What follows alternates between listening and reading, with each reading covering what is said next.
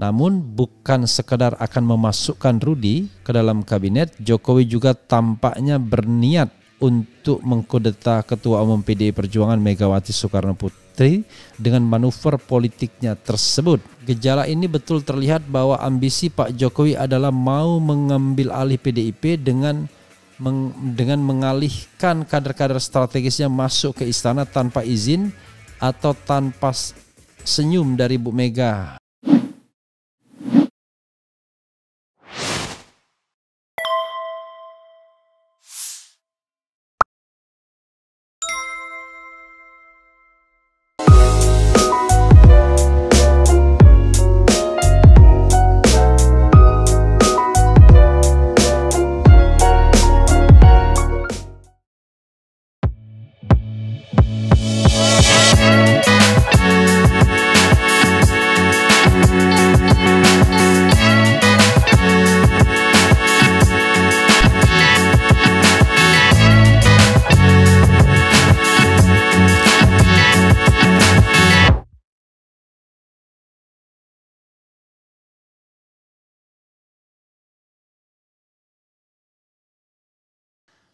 Assalamualaikum warahmatullahi wabarakatuh, Sobat RH sekalian.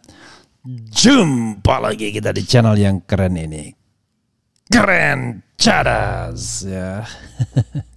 Ya, Sobat RH sekalian, kita akan bahas berita menarik ya, soal ada partai dalam partai di PDIP ya, Partai Demokrasi Indonesia Perjuangan, The Indonesian Democratic Party for Struggle, di mana kita tahu FX Rudi dipanggil oleh Presiden Jokowi.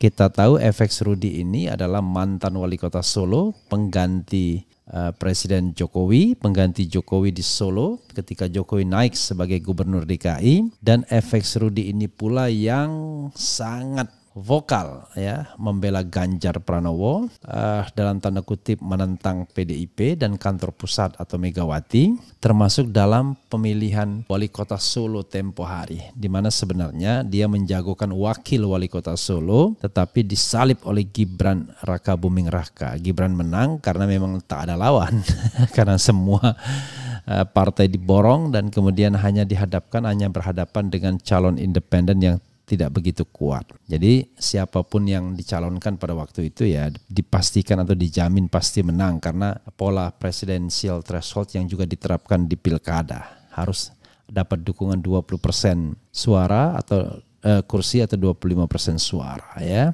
Oke, coba kita bacakan apa maksudnya dengan berita yang terkait dengan pemanggilan ini ya. Apakah ada partai dalam partai? Coba kita lihat ya. Oke, FX Rudi diisukan jadi menteri, upaya Jokowi kudeta Megawati terendus, ada partai dalam partai. Suara.com. Suara.com, pertemuan Presiden Joko Widodo dan mantan wali kota Solo FX Rudi Rudiatmo, FX Hadi Rudiatmo di Istana Negara beberapa waktu lalu memunculkan beragam spekulasi. Salah satu yang banyak diamini adalah potensi Rudi akan ditarik menjadi menteri Jokowi mengingat isu reshuffle kabinet yang semakin kencang berembus beberapa waktu belakangan. Namun bukan sekadar akan memasukkan Rudi ke dalam kabinet, Jokowi juga tampaknya berniat untuk mengkudeta Ketua Umum PDI Perjuangan Megawati Soekarno Putri dengan manuver politiknya tersebut. Hal ini seperti yang disampaikan pengamat politik Rocky Gerung di kanal YouTube-nya. Bahkan Rocky dengan tegas menyebut Jokowi seperti sedang membentuk partai dalam partai lewat pertemuannya dengan FX Rudi tersebut. Rupanya Rocky mengaitkan analisisnya tersebut dengan dugaan Jokowi tidak meminta izin terlebih dahulu sebelum memasukkan FX Rudi ke dalam kabinetnya. Menurut Rocky, PDIP sebenarnya sudah menunjukkan tanda-tanda bahwa pihaknya tidak setuju bila FX Rudi bergabung ke kabinet. Namun Rocky menyayangkan sinyal yang hanya diberikan secara setengah-setengah itu. Harusnya bilang aja PDIP tidak menyetujui FX masuk kabinet karena dia belum minta izin dari PDIP. Demikian juga tidak menyetujui kader dia yang adalah Presiden Jokowi mengangkat orang dalam PDIP tanpa konsultasi dengan ketua, kata Rocky dikutip pada Kamis ya. Kan itu artinya ada partai dalam partai. Kan jadi anggap Bapak Jokowi seolah-olah menjadi ketua partai bayangan sehingga bisa suka-sukanya mengangkat kader dari dalam, imbuhnya.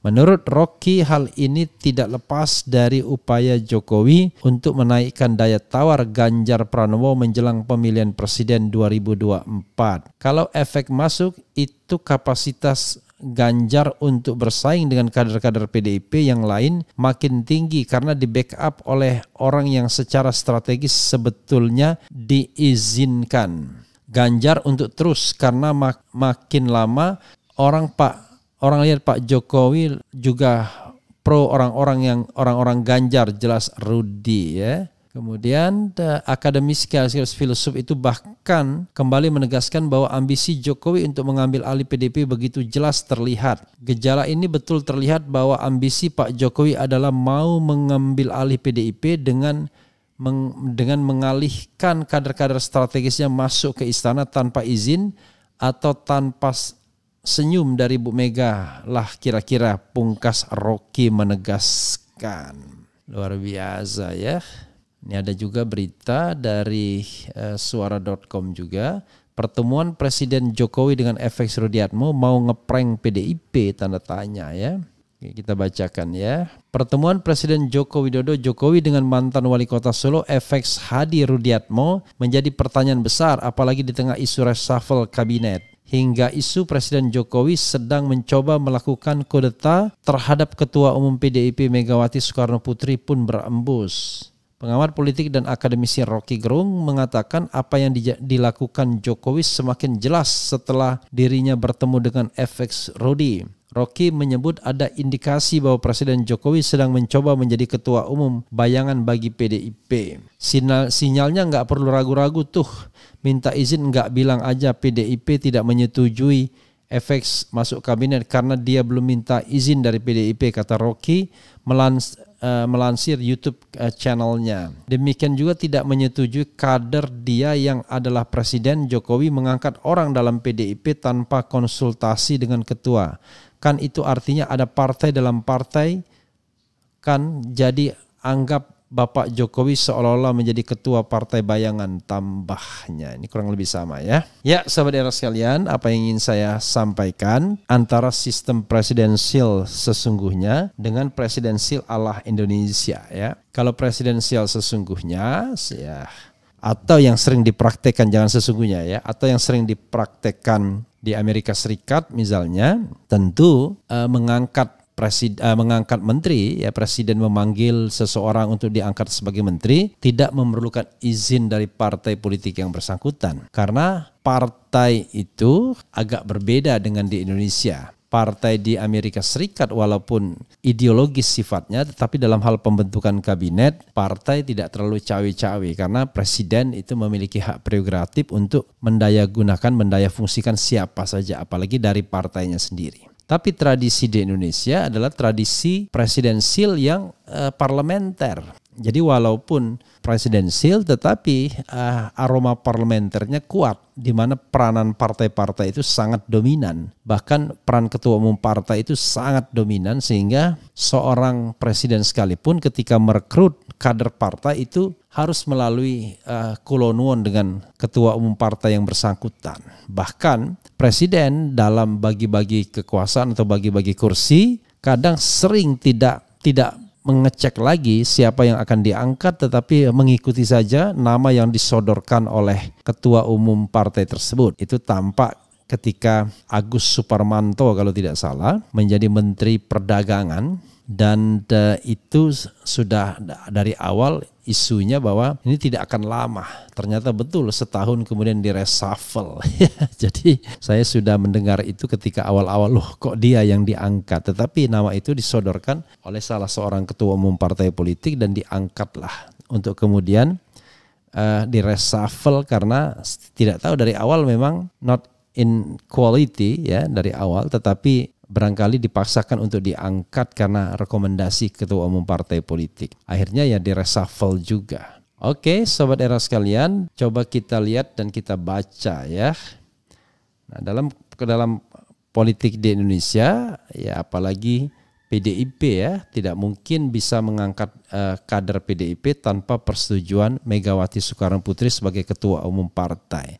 Tapi kita tahu bahwa FX Rudi adalah kader yang berani mbaleluh, kader yang lebih setia kepada Jokowi ketimbang Megawati. Dalam konteks partai politik, tentu saja FX Rudi harusnya lebih patuh kepada Megawati. Dalam konteks dia sebagai wali kota, ya lebih patuh kepada presiden, itu wajar. Tetapi masalahnya dia bukan lagi pejabat yang secara struktural ya, walaupun garisnya putus-putus itu di bawah presiden.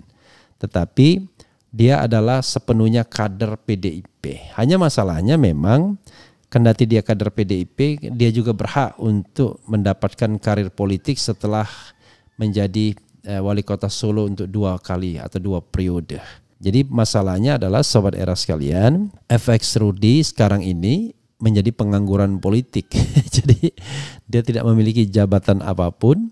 Wali kota tidak lagi, gubernur belum tentu bisa direkomendasikan untuk menggantikan Ganjar Pranowo walaupun tentu dia menginginkannya. Tapi belum tentu bisa direkomendasikan karena di situ ada Gibran Raka Buming Raka yang pastinya juga mengincar jabatan menjadi Jateng 1. Jadi kalau memang terus mengikuti terahnya Jokowi pun sebenarnya FX Rudiatmo belum tentu juga bisa meningkatkan karir politiknya. Tetapi yang jelas paling tidak kalau dia misalnya bisa menjadi menteri ya dalam 2 tahun terakhir kira-kira itulah jabatan tertingginya, karena mungkin dia tidak akan dicalonkan sebagai gubernur Jawa Tengah, baik dari jurusan Jokowi yang lebih menginginkan tentu Gibran maupun dari jurusan Megawati yang tidak melihat FX Rudi sebagai kader yang loyal. Mungkin itu ya yang bisa kita lihat. Ya, itu saja Sobat Era sekalian. Kita lanjutkan dengan isu-isu lainnya. Wassalamualaikum warahmatullahi wabarakatuh. Ciao.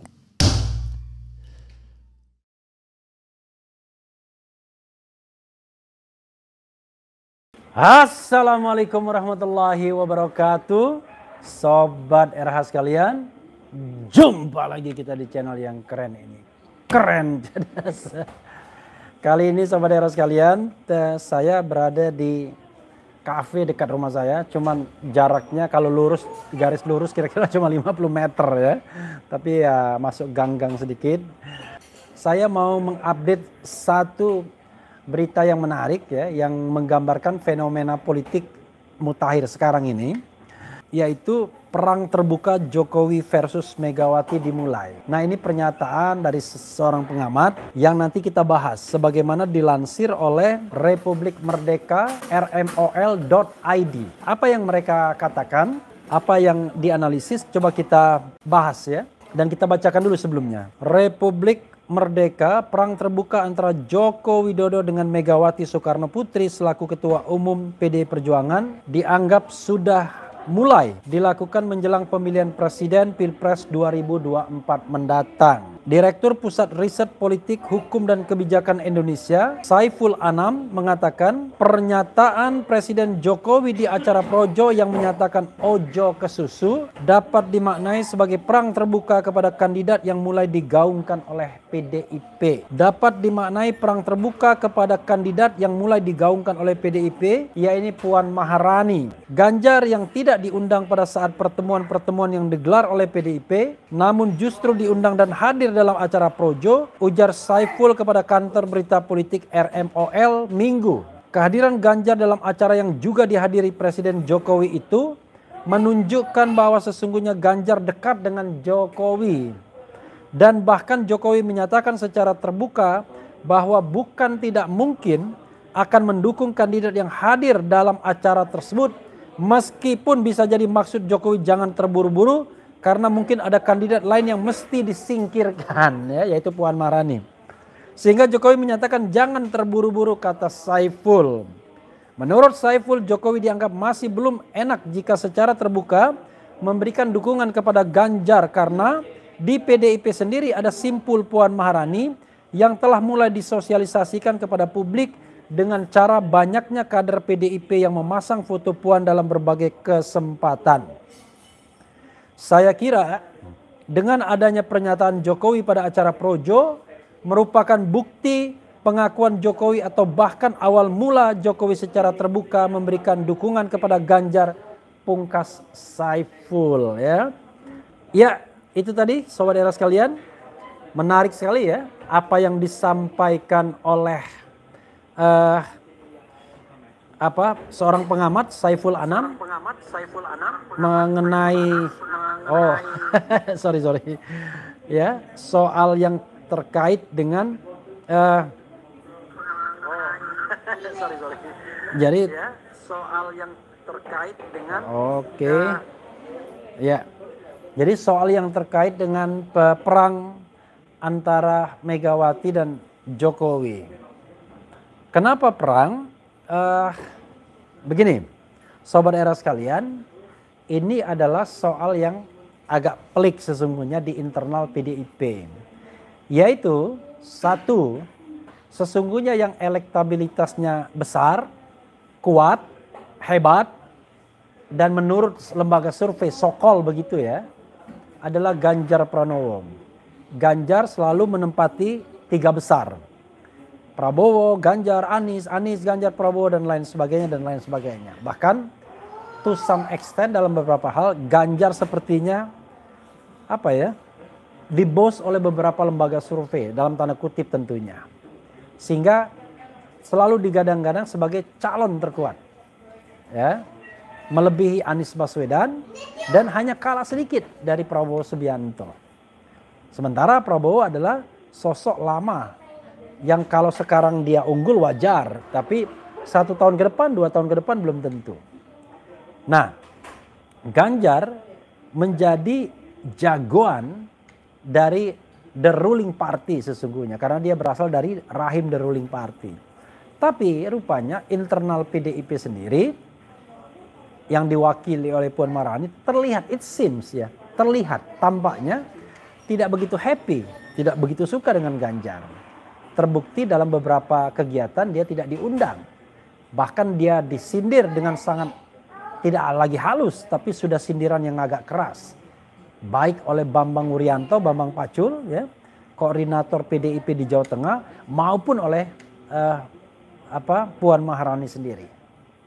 Sehingga terjadi sebuah dilema di tubuh PDIP. Mereka mulai tidak suka Ganjar yang ya katakanlah barangkali dianggap lebih setia kepada Presiden Jokowi ketimbang kepada Megawati, ya. Tapi di sisi lain, calon internal mereka yang akan digadang-gadang masih belum jelas, masih belum kuat elektabilitasnya. Maka perhitungan politiknya sayang sekali kalau tidak mengajukan Ganjar Pranowo sebagai calon presiden dari PDIP. Apalagi sobat era sekalian, PDIP memiliki 128 kursi yang bisa buat maju sendiri. Tidak tergantung dengan partai yang lain, ya kan? Tidak tergantung partai yang lain. Mau ada mitra koalisi, PDIP tetap bisa maju. Tidak ada mitra koalisi, maju juga. Oke, dari sini orang akan bertanya-tanya, ini permainan atau serius? For the time being saya menganggap konflik internal ini serius. Kalau melihat karakter Megawati ya, bagaimana sampai saat ini agak susah rekonsiliasi dengan SBY. Mungkin begitu juga Puan Maharani dengan Ganjar barangkali akan susah rekonsiliasi. Barangkali bagi Puan Maharani lebih baik dia mengendorse Prabowo Subianto bagi Megawati ketimbang Ganjar Pranowo yang setelah jadi barangkali akan jauh lebih tunduk kepada Presiden Jokowi dan barangkali pendukung-pendukung Jokowi ketimbang kepada Megawati, Puan, dan PDIP. Artinya ada ancaman bagi PDIP kalau Ganjar terpilih. Kira-kira begitu ya sobat era sekalian. Nah, sehingga perpecahan ini justru bagi rakyat Indonesia ya bagi saya pribadi yang ingin melihat pilpres ini tidak dikuasai oleh satu arus saja, itu semacam menjadi blessing in disguise. Saya berharap bahwa Ganjar bisa maju, tapi Puan Maharani juga bisa maju. Jadi skenarionya begini sobat era sekalian. Yang mungkin ya, yang mungkin. Skenario pertama, skenario yang normal. Ini sudah pernah saya sampaikan, tapi skenario normal adalah calon presiden itu ada 3. 1, Prabowo Puan, didukung oleh Gerindra dan PDIP. Yang kedua adalah Ganjar, mungkin Erlangga, didukung oleh Golkar, PAN, dan P3 yang sekarang ini sudah berafiliasi. Dan poros ketiga adalah Anies, mungkin dengan AHY, mungkin dengan calon yang lain, didukung oleh Nasdem, Demokrat, dan PKS. Maka terjadilah kompetisi 3 calon. Seandainya Golkar, PAN, dan P3 tidak mau singgasananya diambil oleh Ganjar, bisa jadi mereka mengajukan Erlangga Hartarto dengan wakil Zulkifli Hasan atau wakilnya Ganjar Pranowo, maka tetap 3. Persaingan antara Anies, Prabowo, dan Erlangga atau Ganjar menjadi persaingan yang paling realistis dengan pemberlakuan presidensial threshold. Itu skenario yang sangat mungkin. Tapi skenario yang barangkali, skenario yang tiba-tiba ada deal antara Istana dan PDIP adalah ya mereka memajukan misal Ganjar berpasangan dengan yang elektabilitasnya tinggi, mungkin Erick Thohir, bukan elektabilitasnya tinggi tetapi yang cuannya banyak, ya kan, dengan Erick Thohir, lalu melawan pasangan Prabowo berpasangan non PDIP. Mungkin dia sama Muhaimin Iskandar, mungkin sama Zulkifli Hasan, mungkin dia berpasangan sama ketua PBNU, ya kan, dan lain sebagainya. Lalu melawan poros ketiga, poros Anies yang tadi. Ya. Nasdem, Demokrat, dan juga PKS. Bisa juga terjadi begitu. Tapi apapun itu sobat era sekalian, kita menginginkan. Lalu bagaimana Puan Maharani?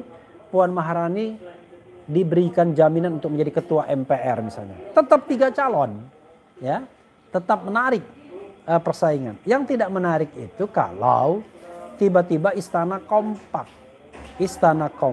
dan mengajukan hanya 2 calon dari mereka dari rahim yang sama. Misal ya, mudah-mudahan tidak terjadi. Misal